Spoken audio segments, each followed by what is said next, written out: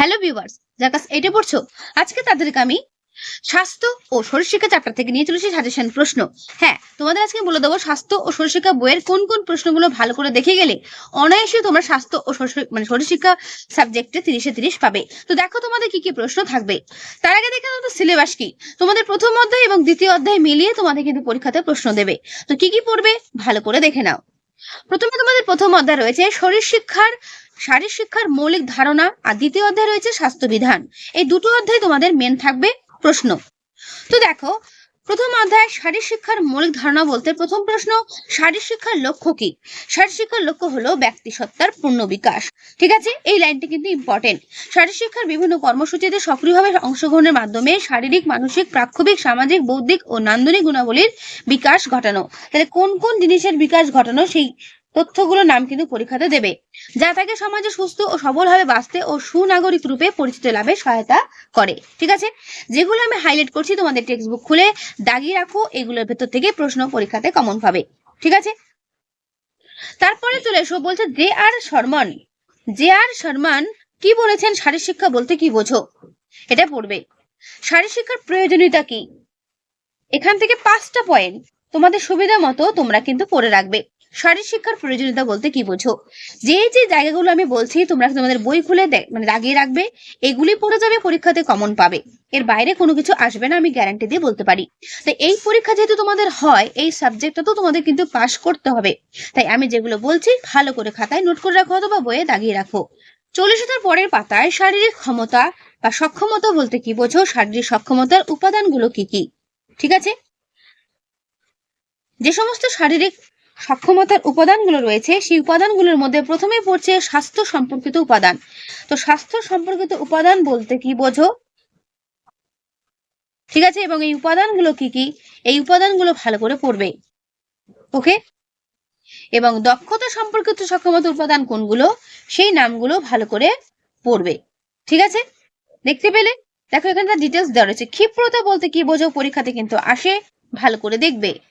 তারপরে রয়েছে পাতা নম্বর 5-এ দেখো রয়েছে 4 আকৃতিতে হাঁটার উপকারিতাগুলো কি কি। এই উপকারিতাগুলো 5 থেকে 6টা পড়ে রাখবে।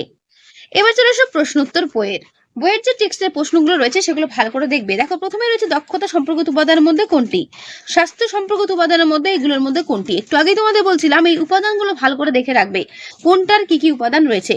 সেখান থেকে এরকম শর্ট কোয়েশ্চেন দেবে, তোমরা নিজেদের টেক্সট বুক থেকে কিন্তু আনসারটা করতে পারবে। তারপর দেখো রয়েছে বাঁ দিকের সঙ্গে ডান দিক মেলাও।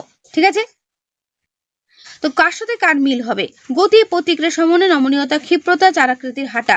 প্রত্যেকটা প্রশ্নের উত্তর তোমাদের টেক্সট বুকে যেগুলো আমি তোমাদের করতে বললাম সেগুলো যারা যারা করছো প্রত্যেকে কিন্তু অ্যান্সার গুলো মানে টেক্সট বুক থেকে পেয়ে যাবে। এরপর চলে এসো বড় প্রশ্ন, শারীর শিক্ষার লক্ষ্যগুলো কি কি।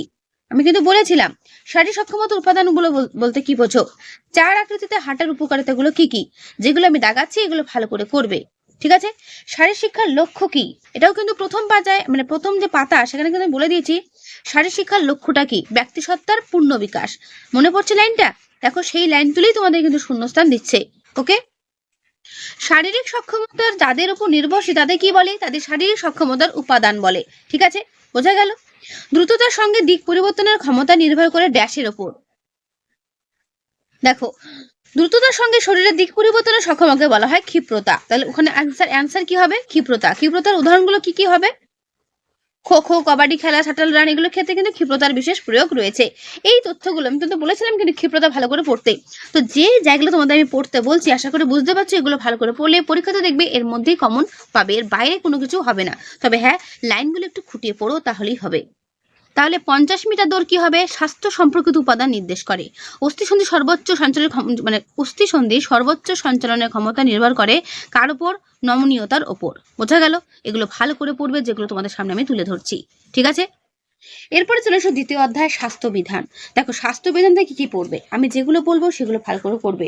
প্রথমে রয়েছে বিশ্ব স্বাস্থ্য সংস্থা WHO, এর পুরো নাম পরীক্ষাতে কিন্তু দেবে ওয়ার্ল্ড হেলথ অর্গানাইজেশন, মনে রাখবে। ঠিক আছে, তারপর দেখো কি রয়েছে, স্বাস্থ্য বিধান বলতে কি বোঝো, ব্র্যাকেটে দেওয়া রয়েছে, এটা ভালো করে পড়বে। ওকে, স্বাস্থ্য বিধানের অভাবজনিত রোগগুলো কি কি রয়েছে সেটা একবার দেখবে। তারপর দেখো রয়েছে স্বাস্থ্য বিধান বলতে কি বোঝো, এটাও পড়বে। দেখো, স্বাস্থ্যবিধানের উদ্দেশ্যগুলো কি কি রয়েছে।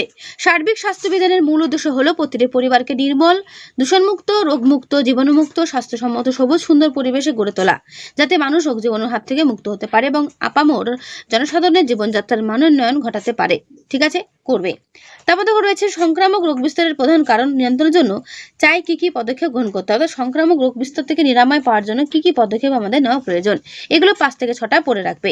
তারপর চলে আসো মানব উন্নয়ন সূচক বলতে কি বোঝো বা হিউম্যান ডেভেলপমেন্ট ইন্ডেক্স, HDI, এটারও ফুল ফর্ম কিন্তু দেখে রাখবে, পরীক্ষাতে কিন্তু এগুলো দেবে। তো মানব উন্নয়ন সূচক যেগুলো বিষয় রয়েছে সেই বিষয়গুলো কি কি, শিশু মৃত্যুর হার, সাক্ষরতার হার, কতজন শিশু স্কুলে যায়, জনসাধারণের গড় আয়ু, মোট ডেভেলপমেন্ট প্রোডাক্ট ইত্যাদি। ঠিক আছে, তারপর চলে আসো পাতা নম্বর 11, নির্মল গ্রাম শহর। সার্বিক স্বাস্থ্যবিধান অভিযানের কাঙ্ক্ষিত লক্ষ্যে পৌঁছতে উৎসাহ দেওয়ার জন্য ভারত সরকার 2003 সালে অক্টোবর মাসে নির্মল গ্রাম পুরস্কার চালু করে। তাহলে কত সালে চালু হয়, কোন মাসে চালু হয়, এটা মনে রাখবে। নির্মল গ্রাম পুরস্কার যেটা রয়েছে, প্রথমবার এই পুরস্কার দেওয়া হয় 2005 সালে। সার্বিক স্বাস্থ্যবিধান অভিযানে যে সমস্ত গ্রাম পঞ্চায়েত ও অন্যান্য যেসব সংস্থা গ্রামীণ এলাকায় উল্লেখযোগ্য কাজ করছে তাদের প্রচেষ্টা ও অবদানকে স্বীকৃতি দিতে এই পুরস্কার কিন্তু দেওয়া হয়। তা নির্মল বাংলা পুরস্কার যেটা তোমাদের রয়েছে, ভালো করে এটা দেখে রাখবে। ওকে, নির্মল গ্রাম পুরস্কার। তারপরে পাতা চলে আসো নির্মল গ্রাম বা নির্মল বাংলা তৈরি করতে গেলে কি কি করা উচিত, কি কি করা উচিত নয়, এটাও পড়ে রাখবে। তারপর সুস্বাস্থ্যের জন্য প্লগিং রান কি, প্লগিং রান কিন্তু পরীক্ষাতে আসবে, ভালো করে দেখে রাখবে। ঠিক আছে, এখানে খুব সুন্দর করে ডিটেলসে প্লগিং রান সম্পর্কে দেওয়া রয়েছে, এটা কিন্তু পড়বে। ঠিক আছে, আমি যে তথ্যগুলো বলছি, যে জায়গাগুলো বলছি, সেগুলো ভালো করে পড়ে যাবে, পরীক্ষাতে কিন্তু এর মধ্যে কমন পাবেই। ওকে, তারপরে পাতা দেখো রয়েছে আয়োডিনের অভাবজনিত রোগ। আয়োডিন কি, আয়োডিন হলো একটি প্রাকৃতিক অত্যাবশ্যকীয় মৌল উপাদান যা মানুষের পুষ্টির জন্য অতি প্রয়োজনীয়। ভারতবর্ষ একটি আয়োডিন ঘাটতি প্রধান দেশ। আমাদের খাদ্য তালিকায় অতিরিক্ত আয়োডিনের প্রয়োজন হয়। এই অতিরিক্ত আয়োডিনের চাহিদা আমরা খাদ্য পানীয়ের মাধ্যমে পূরণ করে থাকি। ঠিক আছে, একজন মানুষের দৈনিক গড়ে এত পরিমাণ আয়োডিন প্রয়োজন, এটা কিন্তু পরীক্ষাতে শর্ট কোশ্চেন আসতে পারে, দেখে রাখবে। আয়োডিন যৌগগুলো আমাদের দেহের রোগ প্রতিরোধে সহায়তা করে, মানসিক স্বাস্থ্যের উন্নতি ঘটায় এবং দেহ ও মস্তিষ্কের বিকাশ ঘটায়। দেখে নিলে।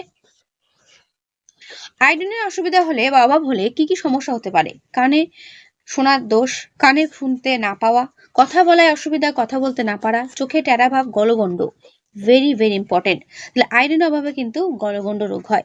শিশুর মস্তিষ্কের সঠিক বিকাশ না হওয়া, সমস্ত কিছুই কিন্তু এই আয়োডিনের অভাবজনিত রোগের কারণেই হয়। ঠিক আছে, কি কি উপসর্গ দেখা দেবে সেই উপসর্গগুলো একবার পড়ে রাখবে। এবার হচ্ছে এই আয়োডিনের অভাবজনিত রোগ কিভাবে দূর করা যায়, এটাও তোমাদের কিন্তু পড়ে রাখতে হবে। আয়োডিন অভাবজনিত রোগ বা উপসর্গ প্রতিরোধ করার একমাত্র উপায় প্রতিদিন প্রয়োজনীয় পরিমাণ আয়োডিন গ্রহণ করা। এর জন্য রোজ আয়োডাইজড লবণের ব্যবহারেই এই অভাবটা কিন্তু দূর করতে পারা যায়, মনে থাকে যেন। ঠিক আছে, এইগুলো ভালো করে কিন্তু পড়বে।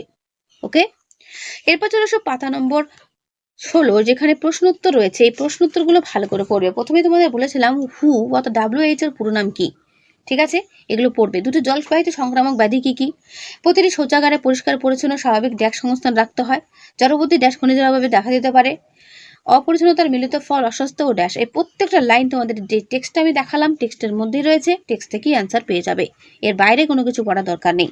স্বাস্থ্যের সংজ্ঞা দাও, সংক্রামক ব্যাধি বলতে কি বোঝো, WHO এর পুরো নাম কি, স্বাস্থ্যবিধান বলতে কি বোঝো, আয়োডিনের অভাবে কি কি হয়। দেখো প্রত্যেকটা প্রশ্ন তোমাদের কিন্তু আমি একটু আগে বললাম। সুস্বাস্থ্যের জ্ঞান লাভ করতে গেলে সাহায্য করে ড্যাশ বিজ্ঞান, স্বাস্থ্যবিজ্ঞান। প্রথমবার নির্মল বিদ্যালয় পুরস্কার দেওয়া হয় 2005 সালে, তোমরা জানো। আয়োডিনের অভাবে আমাদের ড্যাশ রোগ হয়, গলগণ্ড রোগ হয়। তো এখানে যে সমস্ত প্রশ্ন দেওয়া রয়েছে ভালো করে পড়বে।